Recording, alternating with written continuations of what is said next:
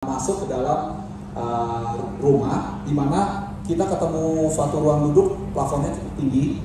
Plafonnya di sini kurang lebih 7 meter ya, 7 meter. Jadi ceiling kita kalau yang di sini itu 3 meter. Kalau kita ada SS plafon itu 3,2. Pel to pel, elevasi lantai dasar ke lantai 2 itu 3,8. Jadi kalau dari 3,8 tambah lagi 3 meter udah 6,8, tambah lagi reses ke atas 20 cm, 7 meter. 7 meter. Jadi dari sini 7 meter ke atas voidnya kita.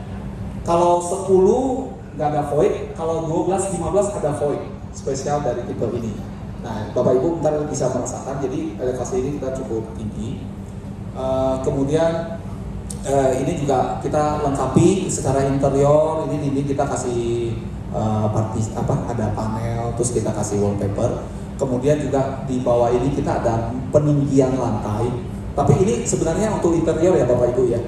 Jadi untuk rumah standar cuma stepping satu aja. Kalau ini kita memang bikin taman zen di dalam, memanfaatin area di bawah tangga. Jadi kita tinggikan. Ini bagian dari interior, ya Bapak Ibu. Jadi kisi-kisi vertikal itu juga bagian dari interior. Jadi nanti yang dapat adalah railing tangga. Nah, ini juga kacanya agak hitam. Kita ada tambahan stiker. Jadi untuk menyamakan ambience ruangan yang kita inginkan secara interiornya. Oke. Ini adalah kamar di lantai dasar. Kita dekoratif. Yang kamar kita jadi ruang hobi. Jadi di sini tuh bapaknya kita anggap dia ada koleksi-koleksi yang suka dia. Kemudian ini lantai 2 ada living room di lantai utamanya. Di sini sebelah kirinya nanti ada layar TV. Terus ini kita kasih opening besar, view ke depan, dan dia sampingnya juga punya balkon. Ya, jadi kalau ruangan ini dibuka ini cukup lega. Dan pintunya ini jendela yang seperti pintu bisa dibuka kiri kanan, tapi kita ada proteksi railing supaya orang nggak jatuh. Nah ini, oke, di sini ada meja makan, di sini ada pantry, dapur kotornya itu satu elevasi, jadi satu lantai. Oke, next. Ini kamar anak yang di lantai 2, ini secara visual. Jadi kita ubah kamar menjadi ini ruang bermain.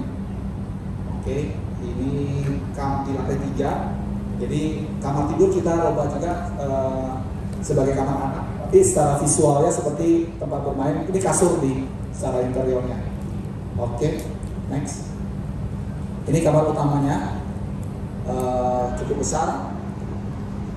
Dan di sini ada balkon ke depan. Dan juga yang seperti yang tadi level 10, kamar mandi utamanya ada standalone bathtub. Terus ada skylight, jadi tetap dapat sinar terang di kamar mandinya.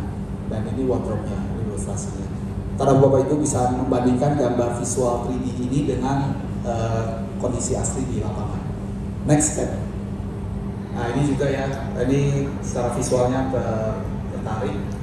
Jadi lantai dasar ini kita menyediakan 2 unit mobil di dalam garasinya yang kapasitasnya ya, kapasitas garasi cukup 2 mobil. Kalau yang 10 tadi 1 mobil, belum lagi ditambahkan yang di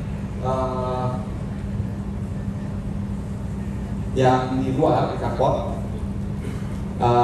cuma 2 total 4. Nah di sini di yang sebelah kiri Bapak Ibu masuk yaitu area voidnya. Mungkin ini denanya terbalik dengan yang kondisi rumah contoh yang kita jadikan. Jadi pas kita masuk ke dalam ada ruang duduk, habis itu menuju ke kamar di belakang. Yang kita sebut sebenarnya multifunction room sih.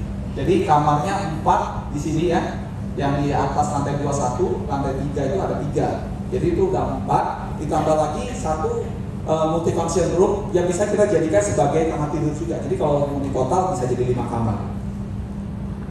Kemudian kalau aksesibilitas ke atas bisa menggunakan lift atau tangga. Kita setelah naik sampai ke lantai 2 kita bisa view ke bawah, view balkon void. ada meja makan di situ, ada ruang duduk, kemudian ada dapur kotor sama pantry. Belakangnya kamar, terus ada balkon juga ya. Nah, lantai 3 itu kebanyakan kamar, ada 3 kamar di atas dan kamar masternya juga di lantai 3 dan bapak ibu harus coba ke kamar mandi utamanya. Oke, next. Yang